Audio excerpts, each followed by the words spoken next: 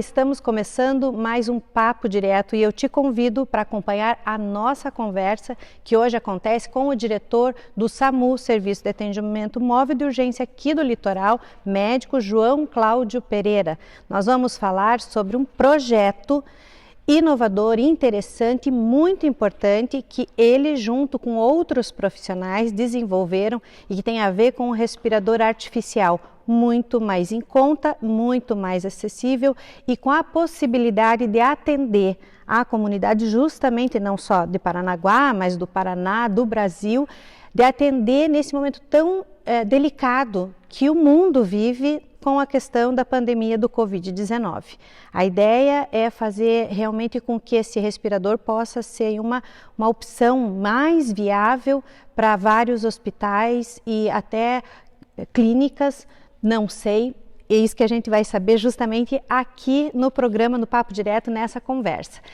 João Cláudio, por favor, fala para a gente, eu gosto de iniciar essa entrevista sempre pedindo para que o próprio entrevistado fale de si mesmo, comente um pouquinho da sua carreira profissional, da sua experiência como na área que atua, inclusive até se quiser falar da família. Fica à vontade para você se apresentar, para o pessoal saber quem é o João Cláudio Pereira.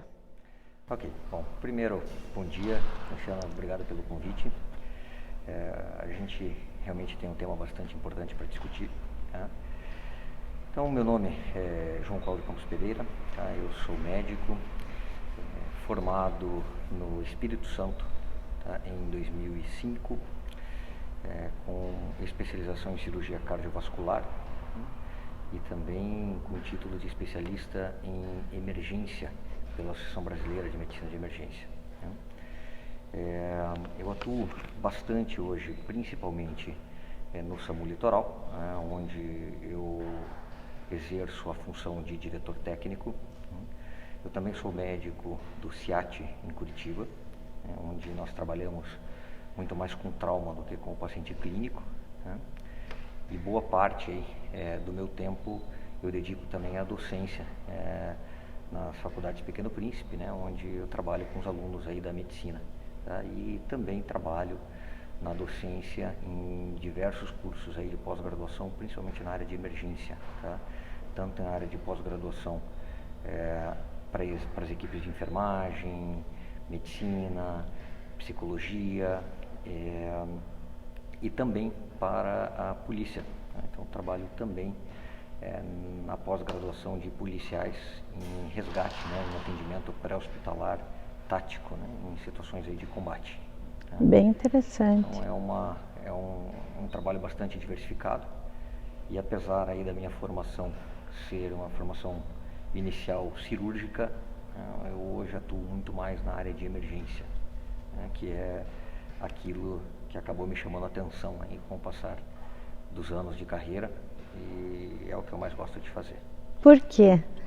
Bom, a emergência, ela traz para nós sempre uma incerteza do que vai acontecer no nosso dia de trabalho. Então, cada dia é um dia completamente diferente do outro. Na cirurgia, na maior parte das vezes, a nossa rotina ela é uma rotina muito específica. Nós fazemos basicamente sempre as mesmas coisas. É claro que existem as suas variações, variações até certo ponto importantes, mas a rotina é uma rotina muito, muito igual. E na emergência não. Na emergência, quando toca a sirene e a gente tem que sair, nós não sabemos o que nós vamos encontrar. Nós podemos estar diante de um paciente clínico, nós podemos estar diante de um trauma, nós podemos estar diante de um trauma com múltiplas vítimas, enfim, são situações completamente diferentes e que acabam trazendo para nós uma necessidade de tomada de decisão rápida e uma atuação que tem que ser avaliada em cada um dos atendimentos. A gente não sabe exatamente o que nós vamos fazer. Então, quando nós chegamos para o nosso dia de trabalho, nós não sabemos o que nós vamos fazer. É uma coisa diferente e eu acho que isso acaba trazendo para nós, né, principalmente para mim, uma possibilidade boa de continuar trabalhando sem cair na rotina de todos os dias. E além disso, claro que a emergência ela faz com que a gente tenha que tomar decisões rápidas, num momento muito curto, e ela é o que vai fazer diferença entre a vida e a morte de muitos pacientes. Sem o atendimento de emergência adequado, os pacientes têm muita tendência a morrer num curto período de tempo. É uma coisa, a palavra em si, né, ela já expressa bastante o significado até da questão do atendimento. Eu me identifico um pouquinho com essa coisa da opção, né, para que lado foi. Você decidiu ser médico, mas na sequência, dentro da área da medicina, assim como várias outras profissões, tem vários leques, vários segmentos para trabalhar. E você escolheu a questão da emergência por conta dessa, digamos assim, não digo surpresa do dia a dia, né, mas não deixa de ser, mas da novidade, da questão do que precisa acontecer naquele momento e que você não tem conhecimento, nem a equipe com quem você trabalha. Acho um pouco parecido, porque essa também foi uma motivação quando eu escolhi a profissão do jornalismo, no sentido do que escrever. Cada coisa que você vai escrever pode ser diferente, pode modificar, pode atingir, pode mexer com uma vida. E hoje em dia realmente também, né? O fato de a gente estar aqui vivendo a própria entrevista, o próprio programa do Papo Direto é uma novidade. E, inclusive, o assunto em si, porque cada dia, cada entrevistado traz novidades diferentes. Com certeza, para mim, uma tremenda de uma bagagem. Então, eu compreendo, me identifico nessa questão do motivo de escolher determinado segmento. E aí, a gente, inclusive, falando em novidade, falando em conhecimento novo, a gente tomou conhecimento de que você, inclusive, parece que é o coordenador até do projeto, junto com a equipe de profissionais de outras profissões, profissionais de outros segmentos, fizeram um projeto para construir, criar um respirador artificial, num custo bem mais acessível. Nós vamos ver primeiro, antes até de dar continuidade, de esmiuçar mais os detalhes, a gente vai ver alguns vídeos que a equipe do professor João Cláudio, que essa equipe que trabalhou, fez para você entender melhor do que a gente vai falar aqui.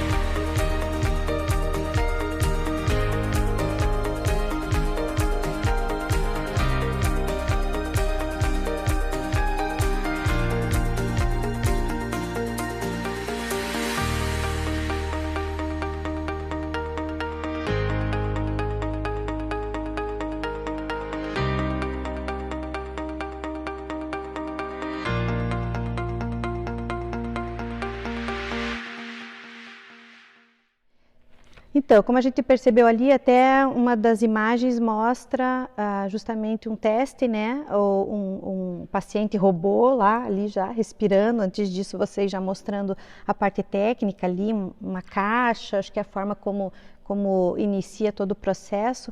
Primeiro, doutor, me diz como é que surgiu, por que surgiu a ideia do respirador? Acredito que, claro, por conta da pandemia, mas assim, de repente, como médico, já passa aquela a situação de, como professor também, como você disse, né, passar informações dos cuidados com Covid, como é que as pessoas podem evitar a transmissão e tal. Então, como é que surgiu ir para esse lado de criar um equipamento? Bom, uma pergunta bastante ampla, né? Mas eu acho interessante a gente entrar nesses detalhes, porque realmente eles fazem bastante diferença. Primeiro, como surgiu a ideia? Tá? Então, a ideia surgiu através de uma conversa de amigos. Tá? Então, na realidade, não existe para nós um coordenador do projeto. Tá? O que acontece é que nós dividimos algumas áreas, e essas áreas elas são coordenadas especificamente por algumas pessoas. Entendi. Então, na realidade, isso foi uma conversa de WhatsApp inicialmente, entre amigos, onde nós estávamos vendo a situação em outros países. No momento em que nós começamos, principalmente, nós estávamos bastante preocupados com o que acontecia na Espanha, com o que acontecia na Itália, com o que acontecia na China. E nós vimos que muitos países, por mais que fossem países capacitados do ponto de vista técnico, estavam com muita dificuldade para fazer um atendimento adequado. Né? Então, através dessa conversa de WhatsApp, surgiu a ideia para que a gente desenvolvesse algo que pudesse auxiliar nesse tipo de atendimento que possivelmente seria necessário para muitos pacientes. Então, eu acabei assumindo a parte médica do projeto, tá? Mas o projeto ele é composto por 6 pessoas, né? Sendo que nós temos engenheiros, né? Engenheiro mecânico, elétrico, que trabalham na parte de desenvolvimento. Tá? Nós temos também um marceneiro que trabalha com a gente, que faz a parte estrutural do projeto, que nós optamos por fazer em MDF justamente por conta dos custos, né, do valor.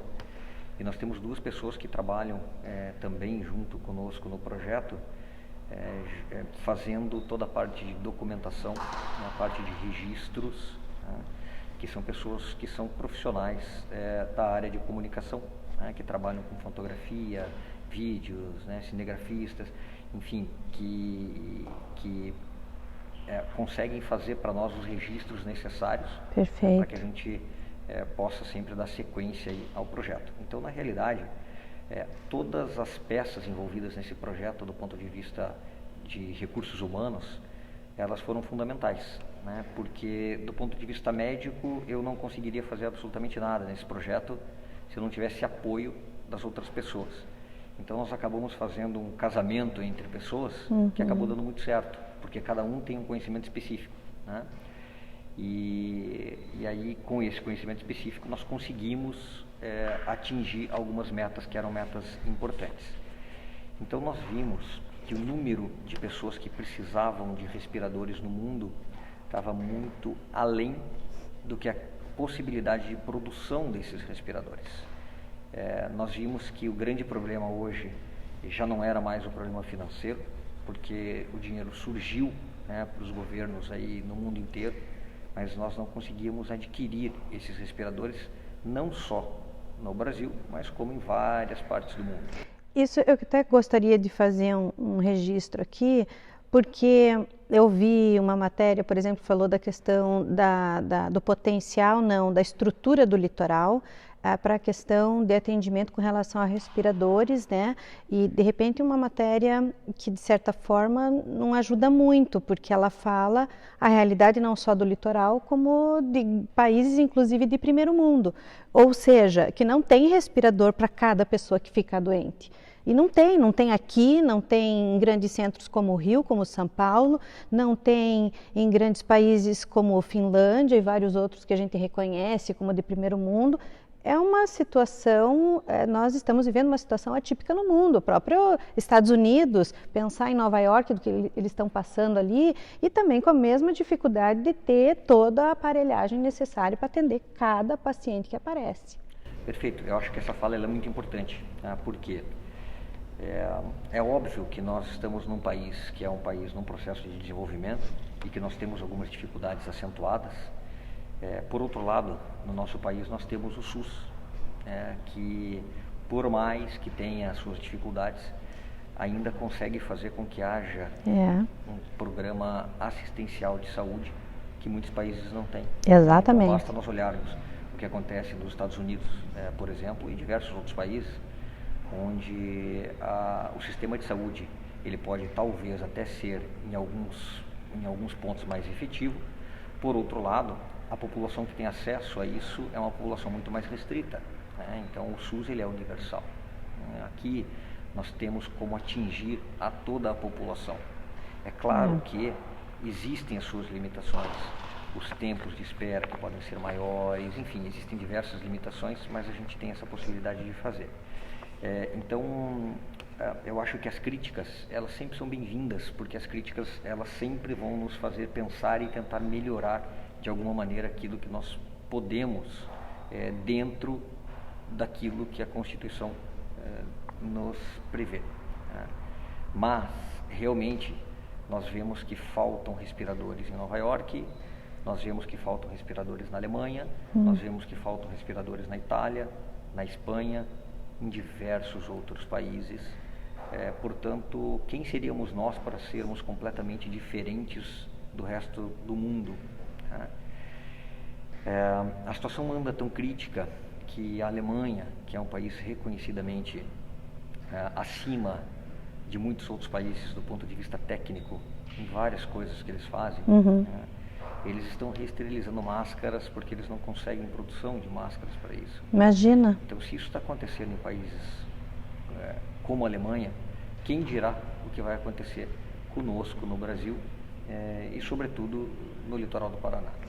Exatamente. E aí, com relação a essa situação, a gente vai detalhar um pouquinho mais, porque eu gostaria de saber, assim, da gente continuar nessa questão do respirador, mas o nosso tempo do primeiro bloco está terminando. Vai ser bom porque a gente vai esmiuçar um pouquinho os detalhes de toda essa questão do projeto que vocês fizeram e, inclusive, assim, os próximos passos, que eu acho muito importante, né, do acesso, porque pelo que eu tomei conhecimento ali, vocês estão disponibilizando esse projeto, mas aí a gente vai falar com mais calma no próximo bloco, que eu quero entender melhor quem que vai ter acesso, quem que vai poder fazer, como vai poder fazer, que eu acho que aí tem bastante coisa boa para a gente saber e informar para vocês. A gente termina esse bloco aqui, mas a gente volta já. Aguarda e nos acompanha.